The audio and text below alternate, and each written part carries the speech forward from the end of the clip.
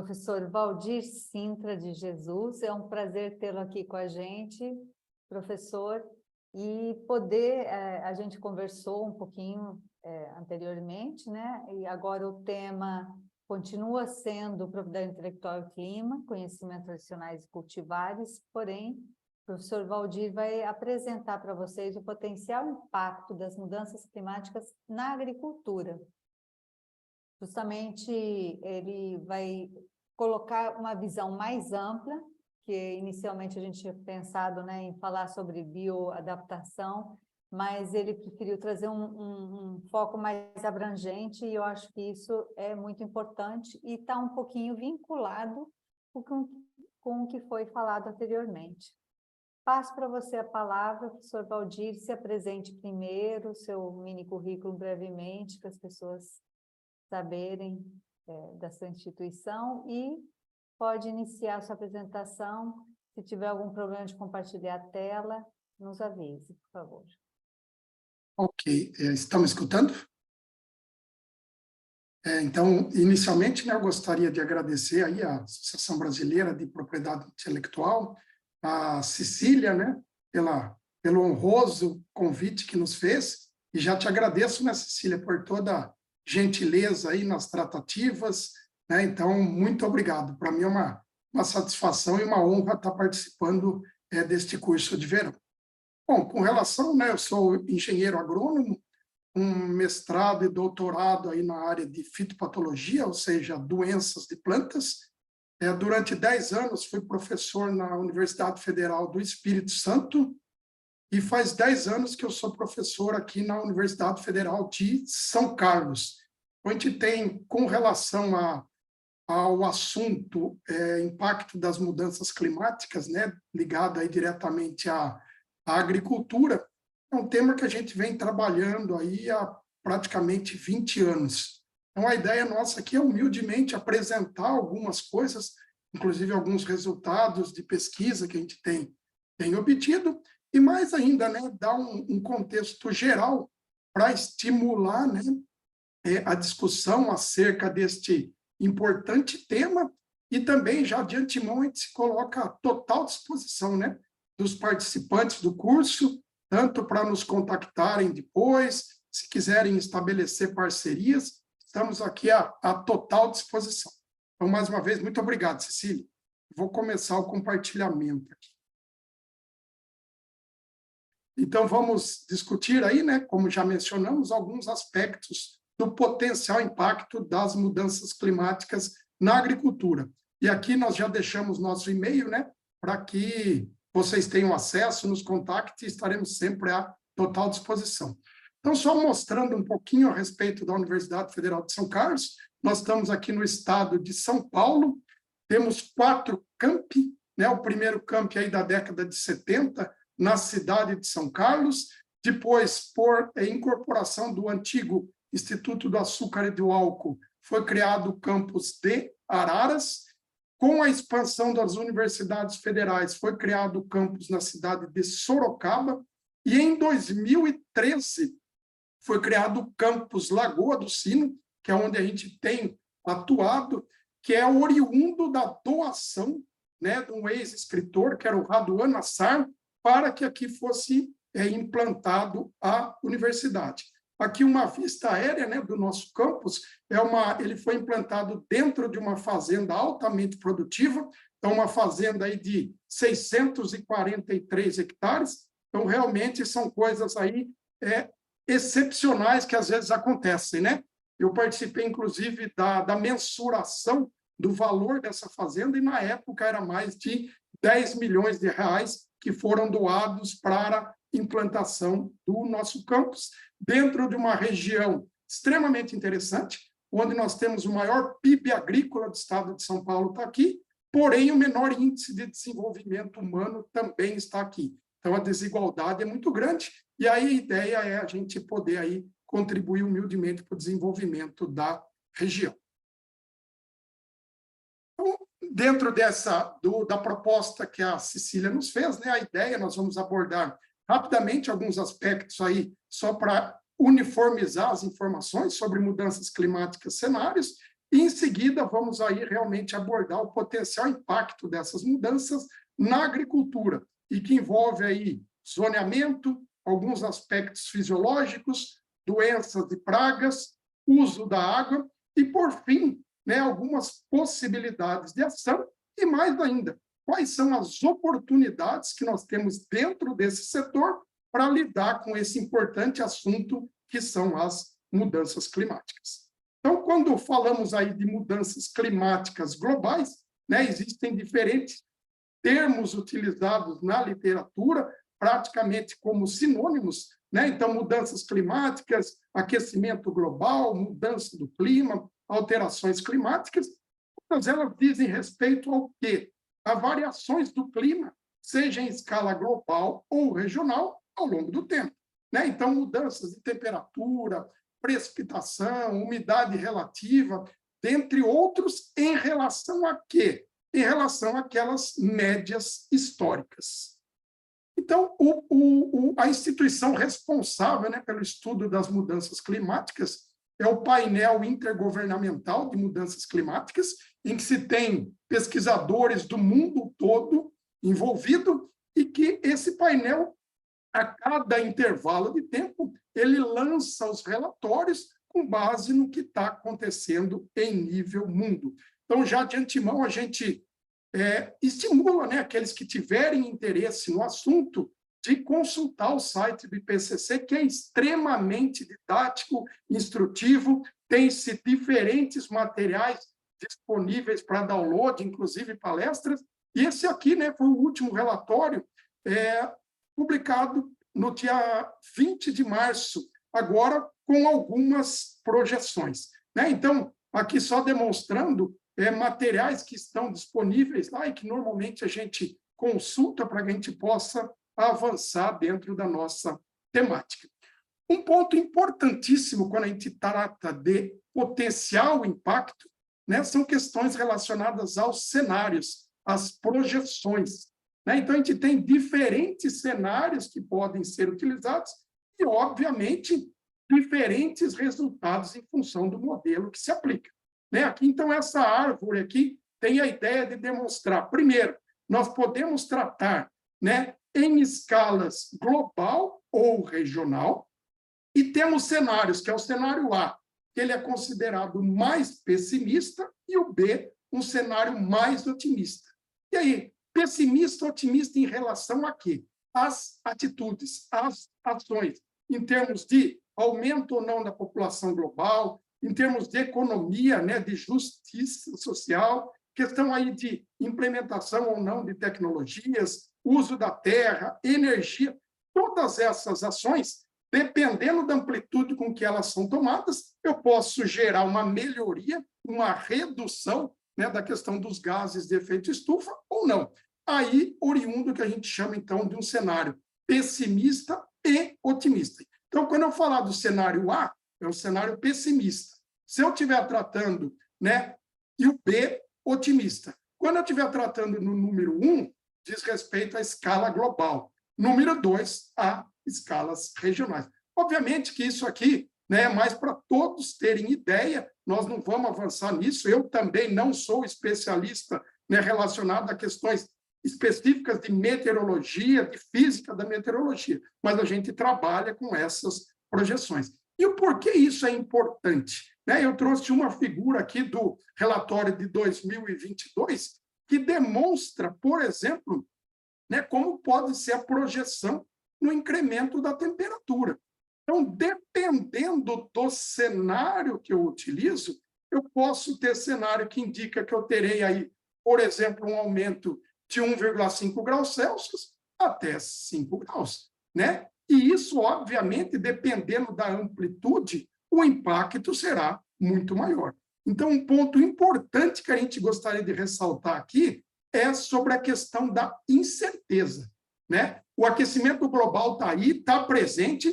A questão aqui que nós estamos tratando é o seguinte: dependendo do modelo, ele vai trazer uma maior ou menor impacto em relação a isso. Tá? Então, quando a gente trabalha com esse assunto, é importantíssimo que a gente informe qual cenário, qual modelo, qual projeção se está utilizando, né, para que não gere aí um sensacionalismo.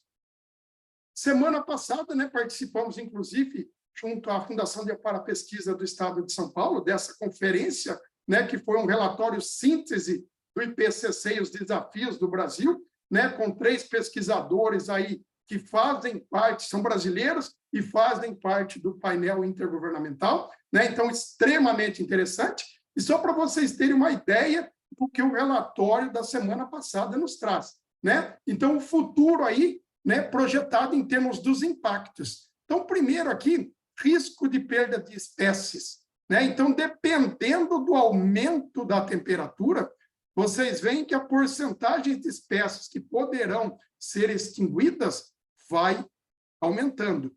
Mesma coisa, né, com os riscos para a saúde humana, né? Então, dependendo aí do número de dias que eu tenho com o aumento dessa temperatura, também eu aumento o risco à saúde humana. E no tocante aí, vamos chamar de segurança alimentar, a mesma coisa. Então, vejam esse gráfico aqui, que mostra, dependendo, né, do aumento, do incremento de temperatura, o que eu tenho aí na produção de alimentos, né? De um modo geral, eu vou ter aí impactos negativos, que podem chegar aí a ordens superiores a 35%. Como exemplo, né, o caso aqui da produção de milho e produção de peixes. Vejam, dependendo da amplitude, né, eu posso ter um reflexo extremamente negativo. Então, assim, o entendimento do que pode acontecer, dessas projeções, são fundamentais para que a gente possa realmente tomar ações de minimização. Isso já está claro, né? O aquecimento do sistema climático é inequívoco. Quais são as evidências científicas? Aumento da temperatura global, elevação do nível do mar e derretimento. Então, em todos os relatórios, isso já está claro. Então, o aquecimento do sistema climático está ocorrendo. Aqui alguns exemplos ilustrativos, né, de fotos, por exemplo, do glacial da Colômbia em 1980, depois em 2005, do glacial Arapaho em 1898 e agora em 2003, demonstrando aí a questão da redução da porcentagem de gelo, aqui do glacial Uppsala, né? Foto de 1928 em 2004, claro que praticamente eu já não tenho aqui mais gelo nessa região, ocorrência de eventos extremos, isso é importantíssimo. O que está muito claro, não só a questão do aumento, né, do que nós mencionamos, principalmente de temperatura, mas aumento da porcentagem de ocorrência de eventos extremos. Isso é extremamente problemático. Exemplos, né? Seca na Amazônia, tragédia agora que aconteceu no início do ano no litoral norte aqui do estado de São Paulo. Então, assim, nós estamos vivenciando, infelizmente, né, nos últimos anos, e a tendência é isso se intensificar na ocorrência desses eventos extremos. Obviamente, né, que a mídia, em muitos casos, tem todo um sensacionalismo envolvido, né, que vai a Estátua da Liberdade, o nosso Cristo Redentor, a Torre Eiffel vai desaparecer em função, né? Mas o que eu gosto de tratar sempre e deixar muito claro, que nós estamos trabalhando aqui com ciência, com pesquisa, né, para que a gente realmente possa avançar. Alguns dados aí, né, dentro da mídia, nos jornais, 54 graus no Irã, talvez a temperatura mais alta já registrado, ondas de calor que têm deixado mortos e inúmeras outras aí relacionadas ao assunto. Um ponto importante, né? Fatos que antes ocorriam ao longo de eras geológicas, hoje estão ocorrendo aí no suceder de vida humana. Então, se a gente pegar, por exemplo, os gráficos de aumento na concentração de CO2, né? Levou milhares de anos para a gente ter algum incremento. Hoje, nos últimos 40, 50 anos, a partir da Revolução Industrial, nós tivemos um aumento aí de escala exponencial. Então, isso aí, ao longo do tempo, deve se intensificar. E agora, entrando no nosso tema, que é a agricultura, né? Eu gosto muito dessa frase, que dentre todas as atividades econômicas, a agricultura é que tem maior dependência aí do clima, né? Então, o impacto das mudanças climáticas serão extremamente problemáticas no setor da agricultura. E o que essa mudança pode trazer, né? Mudanças no zoneamento agrícola, na produtividade, nas técnicas de manejo, e isso vai trazer consequências, né? Vai alterar o nosso cenário da agricultura, e isso a nível mundo, eu estou falando aqui de Brasil, né? E isso terá consequências econômicas, sociais e ambientais. Então, já o doutor Eduardo Assad, né, que é da Embrapa Informática, sempre tem trabalhado com mudanças climáticas, já desde 2000 ele comenta isso, né? Que os problemas na produção agrícola começam a ficar graves quando a temperatura média aumentar de 2,5 a 3 graus, né? E não estamos muito longe disso. No que diz ao zoneamento, né? O que é o zoneamento? Só para a gente entender. Se a gente delimitar regiões ou zonas com potencial de clima e solo que permitam a máxima exploração daquela nossa cultura. E aí, no Brasil, a gente tem o zoneamento para as diferentes culturas plantadas. E aí, algumas notícias alarmantes, né? Não sei se todos lembram, mas foi publicado em 2007, né? O café pode sumir do estado em 40 anos. O clima ameaça cafezais paulistas. Imagine como que a população, né, leiga toma uma informação dessa. Gera um alarde, gera aí realmente um medo muito grande. E da onde veio isso, né? De trabalho, mas, obviamente, projeções, cenários. Então, da onde veio isso? Desse trabalho de 2004, em que eu tinha o zoneamento atual, naquele momento, e o que aconteceria se eu aumentasse 1 grau, 3 e 5,8. Então, com o aumento de 1 grau, eu teria uma perda da área plantada de 23%, de 3 graus, uma perda de 58%, e de 5,8% de quase 100%. Aí o repórter pega um trabalho desse e põe lá, o café vai sumir. Né? Óbvio, se nós tivermos um aumento dessa natureza. Então, aqui é importantíssima a questão dos cenários que são considerados. Esse é um trabalho que nós fizemos na época que eu estava no Espírito Santo, o potencial impacto aí das mudanças climáticas para o mamão no estado, né? Utilizando aqueles 2 cenários, o A e o B. Então, essa era a situação atual naquele momento, né? Onde a principal região produtora era apta. E aí, o que acontece, né? Por exemplo, em 2020, 2050 e 2080, né?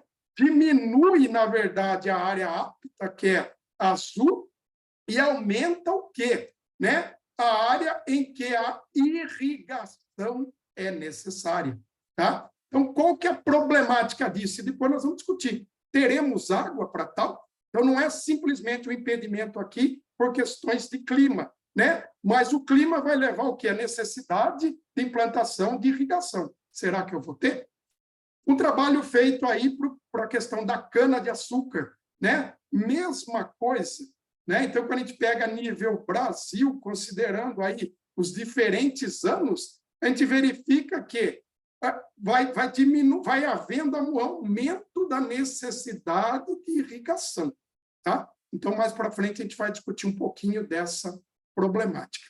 E outra questão são ocorrências de distúrbios fisiológicos. O que é distúrbio? O próprio nome já diz, uma anomalia que acontece na planta. E muitos dos distúrbios são causados por quê? Por questões aí climáticas. Então, o exemplo, né, que a gente vivenciou muito aí com mamão, né? Coisas que aconteciam no campo, e aqui são fazendas lá do norte do Espírito Santo, onde eu tinha mancha fisiológica, chamada de pele de sapo, a carpeloidia, em que o fruto ficava torto, e olha essa aqui, ó, chamada de pescoço.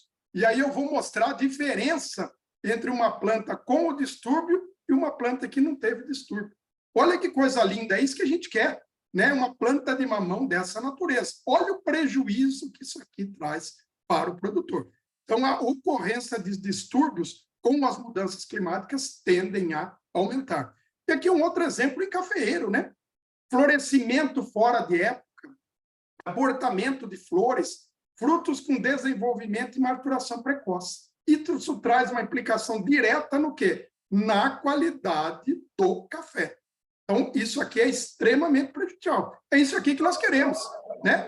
Olha que coisa bonita, né? Um café extremamente uniforme. Isso aqui é o café Conilon, plantado no norte do estado do Espírito Santo, todo uniforme. Então, assim, nós podemos fugir dessas situações em função aí das mudanças climáticas. Um trabalho publicado ano passado, né, sobre o impacto na produção de cana, e aí compara duas regiões, a China com o Brasil. E aí verifica-se o quê? Né? Que com as mudanças climáticas, provavelmente, a China não terá aí grandes impactos. Porém, no estado de São Paulo, o rendimento médio provavelmente diminuirá.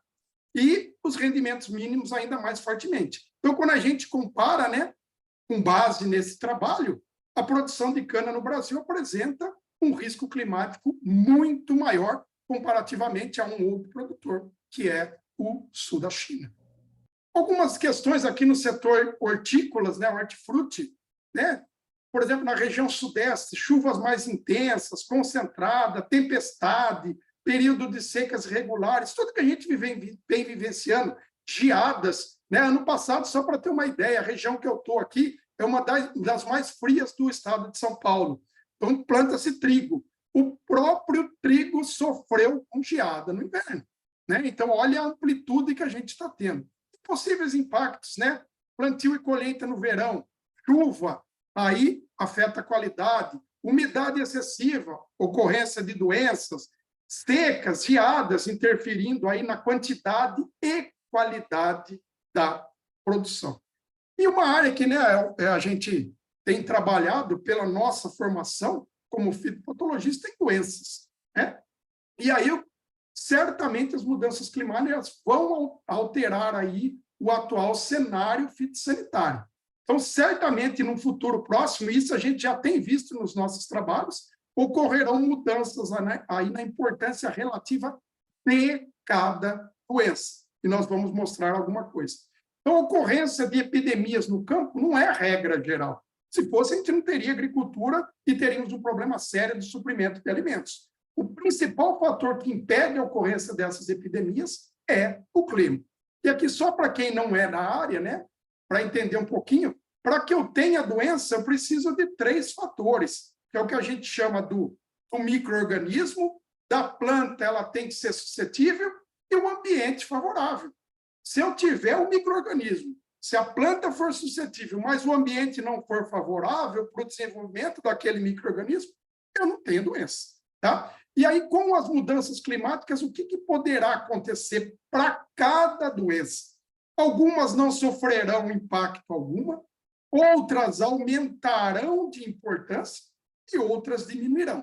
Então, um ponto importante é o quê? Não dá para se fazer generalizações, porque cada micro-organismo tem uma necessidade específica. Então, vai alterar a distribuição das doenças, vai alterar a resistência, e nós vamos demonstrar isso com um trabalho de mestrado num orientado nosso, e modificar as estratégias de manejo. Então, o orientado nosso de mestrado fez um trabalho com a ferrugem do eucalipto, verificando qual seria aí o impacto, né, das mudanças climáticas no zoneamento. Nós publicamos isso em 2014, e aqui é nível Brasil, né, considerando os 2 cenários. Então, vamos, de um modo geral, verificar o que acontece, né? Aqui são áreas com grande problema. Então, aí, o que a gente verifica, pensando nos cenários ao longo das décadas, é que vai haver uma redução da favorabilidade de ocorrência da ferrugem do eucalipto. Tá? Então o problema da ferrugem está resolvido? Não, de maneira alguma, e aí que é o grande equívoco. Muitas vezes se pega essas informações e te dão generalizações equivocadas, errôneas. Então, assim, apesar de nos 2 cenários a gente verificar que teremos redução na favorabilidade, grandes áreas ainda continuarão favoráveis, principalmente nos meses de junho e julho, nas principais regiões produtoras de eucalipto no Brasil. Então, o que esse zoneamento e essas projeções auxiliam? Né? Nesse caso, nós estamos fazendo esse trabalho em cooperação com uma das grandes empresas de eucalipto do país, né? Direcionamento de materiais, materiais mais resistentes às doenças plantados numa área, materiais que sejam mais resistentes à temperatura, à falta de água em outras regiões. Então, ele dá um direcionamento para a tomada de decisão das empresas e dos produtores. Aqui foi um trabalho, né, sobre a moniliase do cacaueiro. Quando nós fizemos esse trabalho, em 2012, nós estávamos fazendo uma análise de risco. Qual seria o potencial de estabelecimento da doença caso ela ocorresse no Brasil? Né? Aí o trabalho publicado em 2012, aqui demonstrando o que poderia acontecer, que tínhamos áreas favoráveis, ao longo do tempo, né, haveria uma redução da favorabilidade. E aí o que aconteceu? Né? Então, olha uma das conclusões nossas em 2012. Há grandes áreas com potencial para estabelecimento da doença. E mais ainda, nas áreas, principalmente onde eu tenho produção de cacau. E o que aconteceu aí há 2 anos atrás? Né? Introdução, a detecção da doença no Brasil, e aí gerando, inclusive, né, medidas de contenção. E o que o nosso trabalho naquele momento diz e auxilia, e tem auxiliado, inclusive, o Ministério? Né? Sumindo os cenários futuros, né, as áreas deverão reduzir. Né? E aí, mudança daquele cenário otimista para o pessimista. Porém, né, muitas áreas ainda continuarão favoráveis. E onde estão essas áreas? Nas principais regiões produtoras de cacau no Brasil. Então, olha o problema. E esse aqui é um trabalho interessantíssimo, como orientada minha de mestrado, a Marcilene, é que nós estávamos analisando uma doença do eucalipto, que é o Ceratocistes, e nós avaliamos 2 materiais genéticos em diferentes cenários. Então, nesse trabalho aqui, nós avaliamos o aumento de CO2 junto com o aumento na temperatura, considerando 2 clones de eucalipto, um que é considerado resistente à doença e um que é suscetível. O experimento foi conduzido em condições controladas, ou seja, a gente tinha injeção de CO2 aí dentro, tínhamos controle total de temperatura, controle do fluxo luminoso para ele não interferir também na temperatura. Aqui fotos demonstrativas do experimento conduzido. Diferentemente dos trabalhos publicados na literatura, como nós estamos fazendo em condição controlada, né, nós conseguimos, aqui a gente tinha o cenário atual, e nós aumentamos em 4 graus a temperatura contínua, né, projetando o que poderia acontecer aí num cenário futuro. Então, nós tínhamos 2 concentrações de CO2, a concentração considerada atual, que é de 400, e dobramos a concentração. E aumentamos tanto a temperatura máxima quanto mínima em 4 graus. Lembrando, nós testamos 2 clones, um considerado resistente à doença e o outro suscetível. E o que aconteceu? Com relação às variáveis de produção, né? No cenário futuro, se vocês compararem aqui, ó, nós tínhamos uma diminuição na área foliar do eucalipto. Ou seja, se as projeções acontecerem, eu terei problema aí de diminuir a área foliar, e isso, obviamente, tem impacto na produção. Em termos de variáveis fisiológicas, a mesma coisa. A fotossíntese daquelas plantas diminuíram em cenários aí de aumento concomitante de CO2 e aumento de temperatura. Transpiração, que é uma forma da planta se proteger, aumentou no cenário futuro. Né? A planta está tentando encontrar mecanismos para sobreviver, né, diante daquela situação. E olha o resultado mais importante que nós encontramos. Tá? Então, quando eu tinha a planta inoculada, que era considerada suscetível, né, então ela tinha uma determinada quantidade de doença, no cenário futuro a doença vai aumentar, tá? Mas olha o que aconteceu com o material considerado resistente. Na situação atual, nós não temos doença. Olha quando a gente tem a mudança climática. a ocorrência de aumento de CO2 e aumento da temperatura. Aquele clone que é considerado resistente passa a ser suscetível. Ou seja, eu tenho aí uma mudança na efetividade dos genes de resistência. Isso tem relatos na literatura. O gene de resistência está lá, porém, dependendo da temperatura, muitas vezes a efetividade daquele gene não funciona. E foi o que aconteceu aqui. Então, imagina a implicação disso, né, num futuro. E aí, né, as conclusões, nós verificamos que vai aumentar aí a severidade da doença, as questões de variáveis ligadas à produtividade vão diminuir, né? Os clones demonstraram aí uma reduzida habilidade para se adaptar às mudanças climáticas e, pior, né? As mudanças climáticas vão alterar aí a efetividade da resistência. Então, assim, imagine eu lá pensando num plantio, né? O eucalipto eu planto para colher depois de 7, 10, 15 anos, dependendo da finalidade da árvore. Eu planto numa situação, né, com a mudança de clima, eu posso comprometer, né, grandemente aí o meu plantio. Outras, né, doença, o oídio, né, que é esse crescimento branco em frutos, ela é favorecida por condições de baixa umidade. Então, a importância dessa doença deve aumentar no futuro. Vírus, né, extremamente importante, né, para a produção de mamão. São Paulo já foi o maior produtor do Brasil na década de 70. Hoje, praticamente, nós não temos plantio comercial em São Paulo. Por quê? Por causa do mosaico, que é uma doença virótica. E que as mudanças climáticas podem trazer para uma doença de vírus, né? A temperatura afeta a replicação do vírus.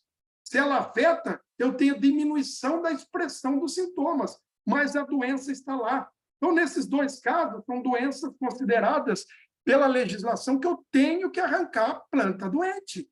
Se o sintoma não vai estar visível, eu interfiro grandemente, é o que a gente observa, né? Imagine, eu tenho milhões de árvores, eu tenho que detectar o sintoma numa parte aérea onde o sintoma está mascarado. Então, isso pode comprometer enormemente aí o sistema. E eu digo que o Espírito Santo é um grande exemplo para o Brasil, né? Eu já fiz parte, inclusive, da Comissão de Defesa e Sanidade Vegetal aí do Estado, né? Do quê? De fazer as coisas corretas. Então, se hoje eu tenho plantio comercial de mamão, se deve à campanha de erradicação, né, do mosaico da meleira. Mas essa campanha pode ser comprometida se, com as mudanças climáticas, a sintomatologia não ficar perceptível, para que eu possa encontrar a planta e eliminar. Por quê? Porque aí ela está presente e ela vai se disseminando, né? Então, assim, só que uma das questões que eu gosto de comentar muito é que a gente faz as previsões com base nos cenários. Mas nós não podemos esquecer que nós estamos trabalhando com biologia, né? E tanto o patógeno, né, o micro-organismo, quanto a planta podem evoluir. Então, ou seja, adaptações na nossa percepção irão ocorrer. E aí eu ressalto mais uma vez o cuidado que se tem que ter com dados, né? De eu não chegar e falar tal cultura vai sumir, essa doença não vai ocorrer mais, não. Né? Tanto o patógeno quanto as plantas vão estar se adaptando. Hoje, né, muito pregada a questão do controle biológico, em que eu tenho um micro-organismo tentando controlar outro. E aqui é só um exemplo, né? Um micro-organismo que ele interfere no percevejo bronzeado do eucalipto. Com o aumento da temperatura, a longevidade desse parasitóide vai diminuir. Então, ou seja, eu vou interferir também aí no controle biológico e no controle químico, né? Que muitas das culturas, às vezes, dependem disso. Como que será o efeito aí do controle químico? Aqui é um trabalho que nós fizemos tentando simular, né? Nós fizemos aplicações de produto em 2 concentrações e em 2 horários do dia, um considerado mais ameno e outro mais quente. Se a gente olhar aqui, a porcentagem de fitotoxidez que aconteceu foi muito maior quando eu aplico em momentos quentes do dia, independente da concentração. Então, num futuro, certamente, inúmeros aspectos relacionados ao controle químico de doenças de plantas serão interferidos. Esse aqui é um livro que nós publicamos em 2004, né? Já estamos, inclusive, analisando a segunda edição dele, em que a gente trata a doença desde o aspecto micro até o impacto que eles têm na sociedade, na ecologia, na economia. E aqui muito se discute sobre a importância de ter essa visão holística para tratar do assunto. E aí, obviamente, né, as condições climáticas interferem grandemente, e nós já demonstramos anteriormente. Com relação às possibilidades, né, o mundo pode tomar 3 ações, né? Inanição, eu não faço nada, fico esperando ver o que vai acontecer, ou medidas de mitigação e adaptação. Mitigação, eu vou tentar fazer redução, né, ações para reduzir as emissões, e isso tem muito aí ligado às legislações, a essas reuniões, exemplo, o COP, que aconteceu em novembro do ano passado. Então, esses acordos são importantíssimos, e medidas de adaptação. O que nós podemos, de alguma forma, falar, e nós vamos mostrar aí algumas situações. Então, nós entendemos que mais do que simular é importante, mas o que nós precisamos com base na simulação? Da resposta, né, dos impactos negativos que as mudanças climáticas trarão e também tentar potencializar os impactos positivos. E nós vamos mostrar algumas coisas. E aí a questão importante, né? Como que ficará a questão da disponibilidade de água? Lembram o trabalho que nós mostramos lá de Mamão? Né? Haverá disponibilidade de água? Não estou nem questionando. A água hoje trata-se de conflito ambiental. Né? Então, com questão aí às mudanças climáticas, a disponibilidade de água é um fator crucial. Algumas possibilidades, né? Consorciação, arborização, integração, isso é crucial. Né? Pensando até no produtor, pequenos produtores, né? Eu minimizo o efeito aí adverso do clima, eu trago opções de renda, não é uma única cultura plantada na área, e isso também tem um impacto extremamente positivo. E hoje, né, a integração lavoura, pecuária, floresta. Então, imagine uma situação dessa, que é muito comum, e uma situação dessa, né, pensando em emissão aí, né, carbono armazenado. Então, assim, temos possibilidades de trabalho. E uma das coisas cruciais, né, quando a gente pensa no melhoramento genético, com as mudanças climáticas, nós temos aí uma planta que não vai estar no clima ideal, já mostramos distúrbios fisiológicos, pragas e patógenos, seca. Então, no nosso entendimento, o melhoramento genético vai ser e já é imprescindível para garantir a sustentabilidade. Né? Então, hoje tem inúmeros programas de melhoramento, tanto público quanto privado, trabalhando com essas projeções, tentando ter plantas mais adaptadas a aumento de temperatura, a déficit hídrico, a resistência a pragas, a doença. Então, o melhoramento é fundamental nessa junção aí da agricultura. E a biodiversidade, né? Para que eu tenha melhoramento, a biodiversidade é fundamental, porque aí eu posso, então, aqui arroz, milho, batata, né? Imagine a variabilidade genética que se tem nesses materiais para que se possa implementar aí o melhoramento. Então, os bancos, né, ativos de germoplasma são questões, no meu entender, de hegemonia nacional. Né? Nós temos que ter isso para garantir a sustentabilidade das nossas culturas. E algumas estratégias, né? Conscientização, reduzir incertezas, medidas mitigadoras e de adaptação. E dessas 4, 3 dependem muito de pesquisa. Então, no que diz a conscientização, não sei se todos assistiram, né? Mas o filminho chamado Uma Verdade Inconveniente foi feito aí, né, pelo Al Gore, que saiu por aí junto com o IPCC, de alguma forma teve um grande, né, valor em termos de conscientização mundial. Nós estamos aqui numa sala com 85 participantes, né? O Al Gore, um ex-vice-presidente americano, quando ele falava, era milhões de pessoas, era jornais do mundo inteiro, né? E essa conscientização dada, isso é um único exemplo, né? Gerou o Prêmio Nobel da Paz de 2007 para o Al Gore, juntamente com o painel intergovernamental de mudanças climáticas, tá? E aí, então, assim, quem não assistiu, é interessante, né? Tem um sensacionalismo envolvido, mas eu acho que, de alguma forma, trabalha um pouco em conscientização. E aí vamos falar de pesquisa, é o que a gente tem feito aí, né, há 20 anos. Então, isso aqui são estruturas que a gente está demonstrando, onde eu faço trabalho com mudança climática. Tá? Uma vista aérea aqui, ó, tá? Cada anel desse é o que a gente chama de face. Aí dentro eu estudo. Por exemplo, eu quero incrementar a temperatura, eu faço injeção de CO2 e vejo como as plantas vão se comportar. Tá? São estruturas, né? Por exemplo, no Brasil nós temos algumas, o exemplo é o FACE lá na Amazônia, né? o FACE Amazon, que testa aí como que é a resiliência da nossa floresta amazônica. Algumas tratativas de pesquisa num grau um pouco menor, devido ao recurso, é extremamente caro. Isso aqui é o que a gente chama de estufa de topo aberto. Então, eu testo, eu coloco as plantas lá dentro e testo aí, por exemplo, incremento de condições de CO2 comparadas, por exemplo, a condições aí atuais. Aqui é um trabalho que a gente tem em parceria com o professor Carlos Martinez, né, da Universidade de São Paulo, em Ribeirão Preto. Lá a gente tem o Trop Face, que a gente tem estudado. Então, nós temos lá 4 situações. Nós temos uma situação controle, que está lá, é o clima atual. Nós podemos elevar o CO2, nós podemos elevar a temperatura e podemos elevar o CO2 e a temperatura. E analisar os impactos que isso traz. Tudo isso interligado, automatizado e com análises, né, com equipamentos aí de última geração, né, com termômetro, com radiação infravermelha, medição, com toda a questão aí de analisadores de fotossíntese, de transpiração, porém, é um gasto muito grande. Né? Nós montamos aqui uma estrutura, isso aqui é só um tanque para injeção de CO2.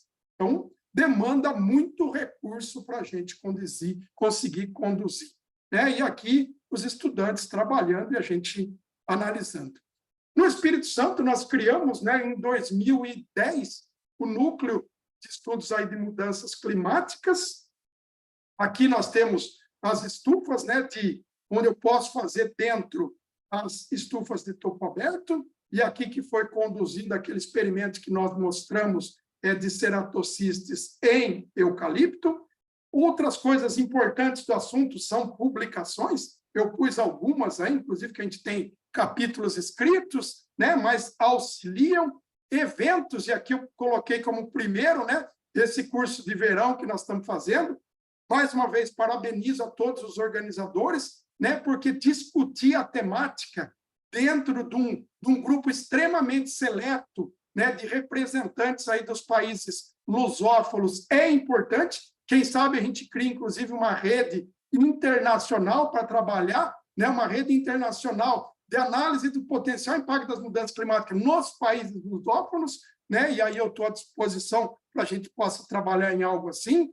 Apoio é fundamental, sem recurso, infelizmente, por mais que o pesquisador tenha vontade, a gente não consegue, né? E, graças a Deus, a gente sempre teve apoio, né, da Fundações de Amparo, do Espírito Santo, da de São Paulo, CNPq, FINEP, Ministério da Ciência e Tecnologia.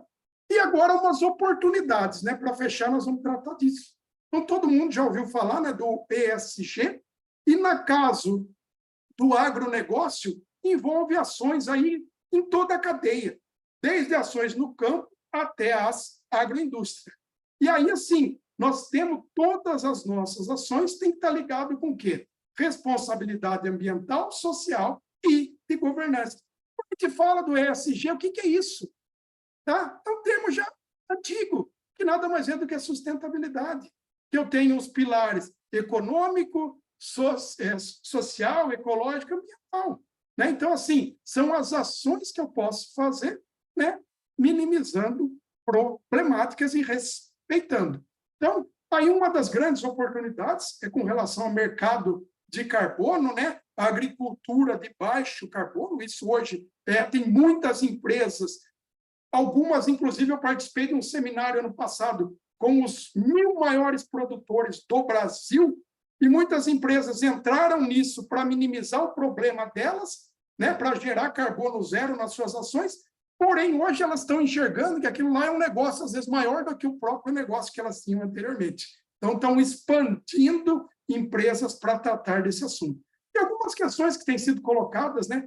Estratégias de transição para carbono zero abrem oportunidades para o agronegócio. Nós podemos mitigar aí até 2030 215 megatoneladas de carbono. A estratégia de carbono zero, né? Um dos 4 pilares do Pacto Global da ONU e chave para a sustentabilidade, traz para o Brasil oportunidades de negócios superiores a de qualquer outro país, né? Olha que dado interessante, investimentos aí de 20 bilhões por ano nessas tecnologias, nesses modelos, podem agregar ao PIB nacional de 40 a 60, né? Então, vamos dizer, para cada um investido, eu tenho 3 a 4 de retorno. Olha que oportunidade que se tem. O Brasil tem a oportunidade da vida nesse momento. Inovações originadas em pesquisas darão o suporte fundamental. E nós já mencionamos a necessidade. Oportunidades para o dinheiro verde vão de mercado de carbono à bioeconomia. O potencial é de 100 bilhões de dólares. Tá? E aí, um fato importante foi ano passado, né, em maio, a publicação aqui no nosso país do decreto 11.075, né, que estabelece os procedimentos para a elaboração dos planos setoriais de mitigação das mudanças climáticas e institui o Sistema Nacional de Redução de Emissão de Gases. Né? Então, esse decreto organizou, instituiu aí, né, a questão aí do mercado de trabalho. E um dado interessante, né? Feito. Desculpa interromper, já estamos chegando na nossa hora, se puder concluir. Está finalizando. Fantástico. Está finalizando. Não consigo nem interromper de tão bom que está. Nós já estamos no final.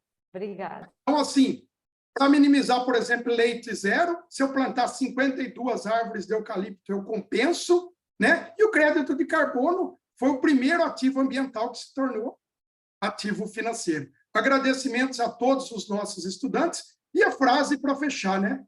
É de fundamental importância a previsão, mesmo que com grau de incerteza, e como essas irão afetar, é necessário antever os problemas, necessidade de adaptação, e, no nosso entendimento, somente trabalhos multidisciplinares trarão aí os avanços. Vai trazer uma nova dimensão ao setor, não será o fim do setor agropecuário, tá? Início de novos tempos. Temos que estar preparados. E, para fechar, eu encerro com essa frase, né? As mudanças climáticas não trazem somente notícias más, mas um grande potencial, oportunidades. Os vencedores serão aqueles que estarão preparados e saber como fazer. Muito obrigado.